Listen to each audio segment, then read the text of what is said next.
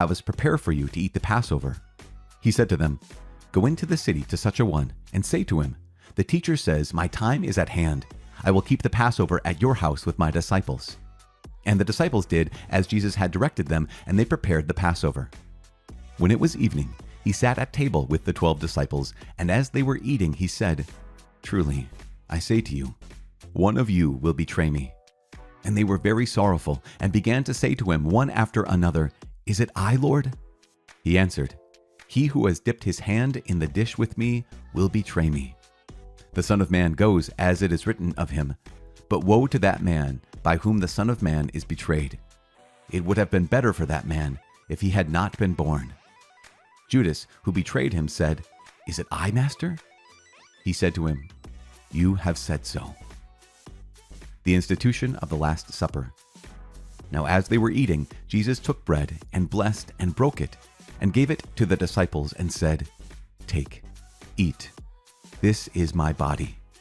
And he took a chalice, and when he had given thanks, he gave it to them, saying, "Drink of it, all of you, for this is my blood of the covenant, which is poured out for many for the forgiveness of sins. I tell you, I shall not drink again of this fruit of the vine until the day when I drink it new with you in my Father's kingdom." Peter's denial foretold.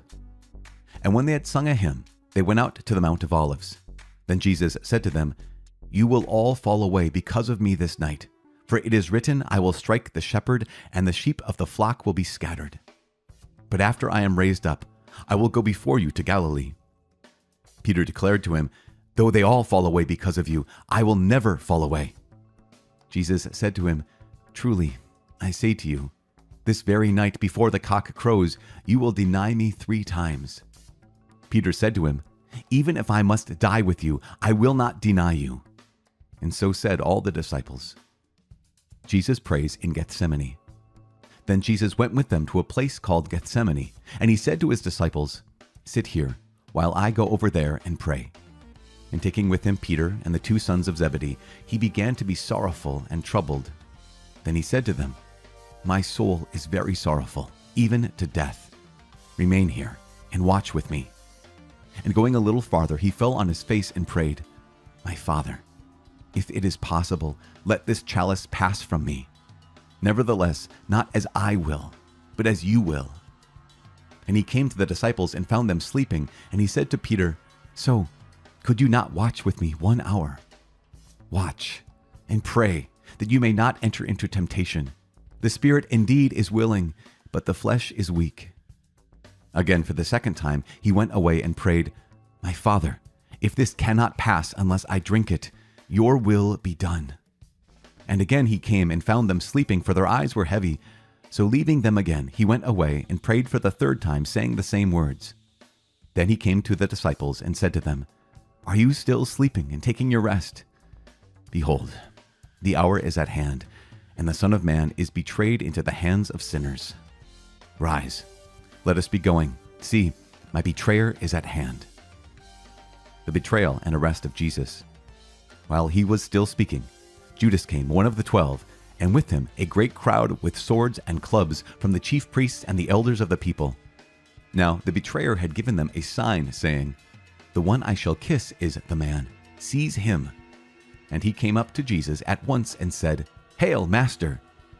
And he kissed him. Jesus said to him, "Friend, why are you here?" Then they came up and laid hands on Jesus and seized him. And behold, one of those who were with Jesus stretched out his hand and drew his sword and struck the slave of the high priest and cut off his ear. Then Jesus said to him, "Put your sword back into its place, for all who take the sword will perish by the sword. Do you think that I cannot appeal to my Father, and he will at once send me more than 12 legions of angels? But how then should the scriptures be fulfilled that it must be so?" At that hour Jesus said to the crowds, "Have you come out as against a robber, with swords and clubs to capture me? Day after day I sat in the temple teaching, and you did not seize me. But all this has taken place, that the scriptures of the prophets might be fulfilled." Then all the disciples deserted him and fled. Jesus before the high priest. Then those who had seized Jesus led him to Caiaphas the high priest, where the scribes and the elders had gathered. But Peter followed him at a distance as far as the courtyard of the high priest, and going inside, he sat with the guards to see the end. Now the chief priests and the whole council sought false testimony against Jesus, that they might put him to death, but they found none, though many false witnesses came forward. At last, two came forward and said, "This fellow said, 'I am able to destroy the temple of God and to build it in 3 days.'" And the high priest stood up and said, "Have you no answer to make? What is it that these men testify against you?" But Jesus was silent. And the high priest said to him, "I adjure you by the living God, tell us if you are the Christ, the Son of God." Jesus said to him, "You have said so. But I tell you, hereafter you will see the Son of Man seated at the right hand of power and coming on the clouds of heaven." Then the high priest tore his robes and said, "He has uttered blasphemy. Why do we still need witnesses? You have now heard his blasphemy. What is your judgment?" They answered, "He deserves death." Then they spat in his face and struck him, and some slapped him, saying, "Prophesy to us, you Christ. Who is it that struck you?" Peter denies Jesus. Now, Peter was sitting outside in the courtyard, and a maid came up to him and said, "You also were with Jesus the Galilean." But he denied it before them all, saying, "I do not know what you mean." And when he went out to the porch, another maid saw him, and she said to the bystanders, "This man was with Jesus of Nazareth." And again he denied it with an oath, "I do not know the man."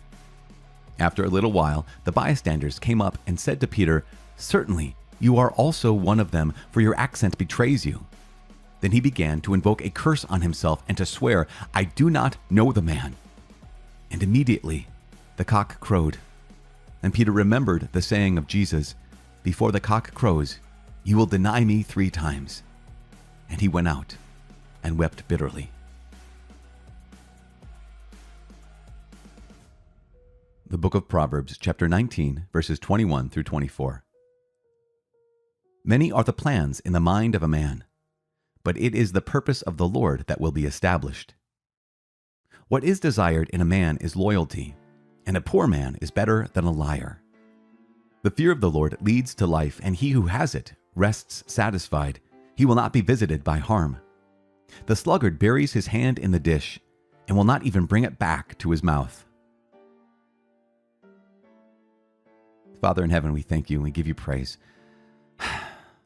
Lord God, you gave your Son out of love for us, and your Son willingly gave his life out of love for us. Even in the midst of betrayal, he continued to love, he continued to give, even though he knew, Lord, he knew the betrayal of the disciples,